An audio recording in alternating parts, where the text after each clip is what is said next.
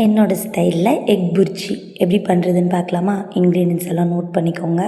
Stove on பண்ணிவிட்டு pan heat ஆனதும் oil போட்டுட்டு இதுக்கு தேவையான ஹோல் ஸ்பைசஸ் பட்டை, கிராம்பு, அப்புறமா பே லீஃப், ஃபெனல் சீட்ஸ், சோம்பு இதை மட்டும் போட்டுட்டு இதெல்லாம் நல்லா ஃப்ரை ஆனதும் ஆனியன் அண்ட் கறி லீவ்ஸ் ரெண்டுத்தையும் மிக்ஸ் பண்ணி விடுங்க. நல்லா ஃப்ரை ஆகட்டும்.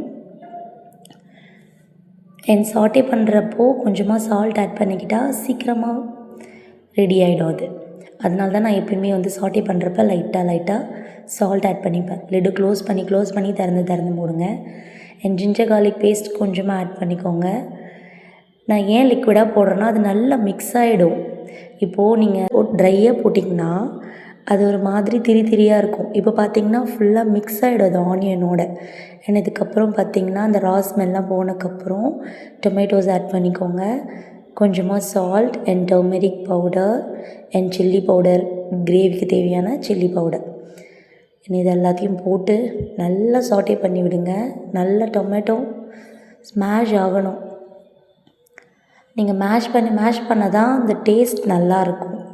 இல்லைனா ராவாக ஒரு மாதிரி இருக்கும். இந்த ஸ்டேஜில் கரம் மசாலா அண்ட் ஃபைனல் டச்சுக்கு சிக்கன் மசாலா அதுதான் டேஸ்ட்டை நல்லா என்ஹான்ஸ் பண்ணிவிடும்.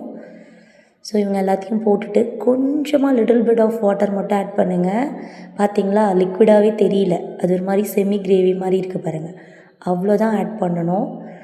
இப்போ உங்களுக்கு எவ்வளோ எக்ஸ் தேவையோ அதை ஆட் பண்ணிக்கோங்க. நான் ஒரு ஆல்மோஸ்ட்டு ஒரு 4 or 5 எடுத்துக்கிட்டேன்னு நினைக்கிறேன். இல்லை 4 எக்ஸ் தான் எடுத்துக்கிட்டேன். உடனே கலக்கக்கூடாது. லிட்டு போட்டு க்ளோஸ் பண்ணிவிட்டு அது ஓரளவுக்கு செட் ஆனதுக்கப்புறம் தான் நம்ம மிக்ஸ் பண்ணி விடணும். அதுவுமே லைட்டாக பண்ணிவிட்டு திருப்பி லிட்டு போட்டுருங்க. இப்போ பண்ணால் தான் அது நல்லாயிருக்கும். உடனே எக்கு உடச்ச உடனே போட்டு பீட் பண்ணிடாதீங்க. லிட் போட்டு க்ளோஸ் பண்ணிவிட்டு ஓப்பன் பண்ணிவிட்டு அதுக்கப்புறமா இந்த மாதிரி கிண்டிகிட்டே இருங்க. ஃபைனல் டச்சுக்கு pepper powder and coriander leaves.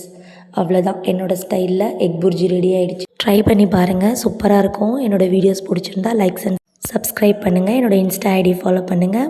வேறு ரெசிபி வேணும்னா மறக்காமல் கமெண்ட் பண்ணுங்கள். பை.